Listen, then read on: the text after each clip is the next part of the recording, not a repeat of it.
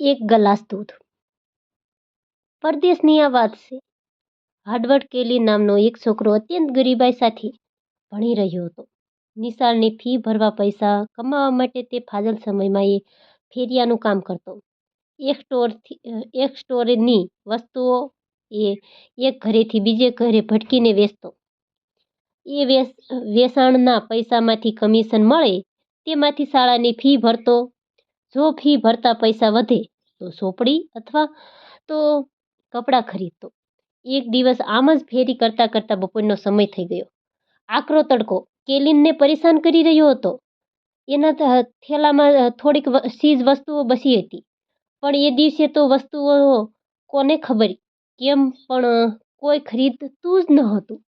ભૂખ અને તરસથી એ હેરાન થઈ ગયો હતો. તડકો પણ એની તકલીફો વધારવાનું જ કામ કરી રહ્યો હતો. ક્યારેક 2-4 ક્ષણ અટકીને આરામ કરવાની એની ઈચ્છા થઈ હતી, પરંતુ કમિશન ઓછું મળશે એ વિચાર એને ક્યારેય બેસવા નહોતો દેતો.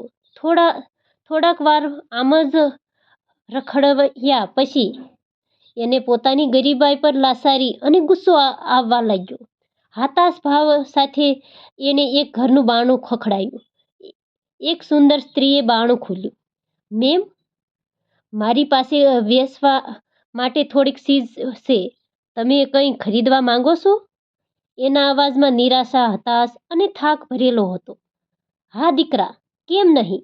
જાણે કે કેલિનની પરિસ્થિતિ તે પળમાં જ અંદાજ લગાવી આવી ગયા હતા તેમ એ યુવતી બોલી ઉત્સાહપૂર્વક.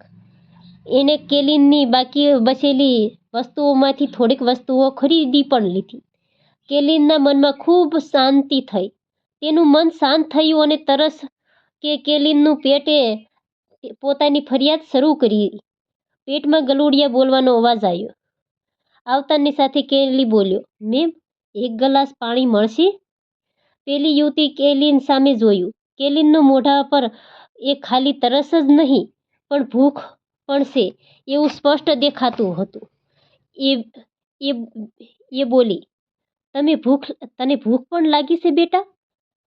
કેલી કંઈ બોલ્યો નહીં. ભૂખ તો એને કડકડતી લાગેલી જ હતી. એના નાની આંખોમાં મોટા મોટા આંસુ ડોકાઈ આવ્યા.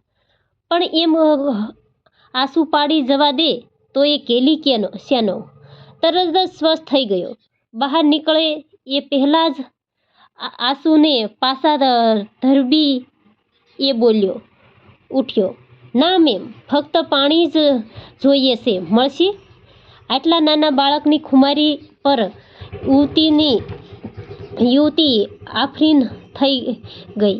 કેલિન માટે એને ખૂબ જ માન આવ્યું. એ અંદર ગઈ. થોડી વાર પછી એ પાછી આવી. ત્યારે એના હાથમાં સાકર નાખેલું દૂધ ભરેલો એક ગ્લાસ હતો. આ યુવતીને પોતાની ભૂખ અને તરસ બંનેનો ઉપાય કરી દીધો હતો એ વાત કેલિન તરત જ સમજી ગયો. શાંત મને એને એ ઠંડા ગ્લાસનો દૂધ પૂરો કર્યો. પછી પોતાની ખિસ્સામાંથી પૈસા કાઢી બોલ્યો, મેમ, આ